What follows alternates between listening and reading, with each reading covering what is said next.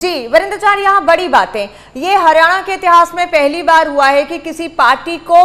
तीसरी बार बहुमत मिला हो और हैट्रिक भाजपा लगा रही है। और दूसरा ये कि इस हमेशा हरियाणा के इतिहास में ये देखा गया है कि निर्दलीय जो इंडिपेंडेंट कैंडिडेट्स हैं वो बड़ी तादाद में आए, लेकिन इस बार इंडिपेंडेंट्स भी बहुत कम, कुल 3 इंडिपेंडेंट्स जीत कर आ रहे हैं और तीसरी बार किसी पार्टी को हरियाणा के इतिहास में सत्ता मिल रही है। वीरेंद्र चौहान, इसको किस नजर से देखते हैं? देखिए, इसको कई तरह से देखा जा सकता है, लेकिन एक बिंदु जो मेरे मस्तिष्क में तत्काल आ रहा है वो ये भी है कि 19 में हम बहुमत के मार्क से चूक गए थे, छू नहीं पाए थे उसको, और हमको एक ऐसे राजनीतिक दल के साथ खड़ा होना पड़ा या अपने साथ उनको खड़ा करना पड़ा जिसके साथ वैचारिक तौर पर हमारा मेल नहीं हो रहा था, जिसके साथ लड़ करके हम चुनाव जीत कर आए थे। तो उस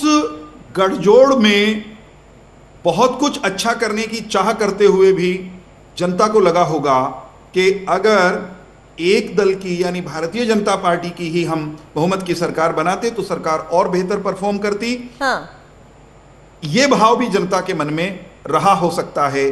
स्पष्ट बहुमत देते हुए। एक और बात मैं इसमें देखता हूं, आपने पिछले 1 महीने 2 महीने में एक बात नोट की होगी, बड़े से बड़े राजनीतिक विश्लेषक विशेषज्ञ, वो पत्रकार हों या गैर पत्रकार हों,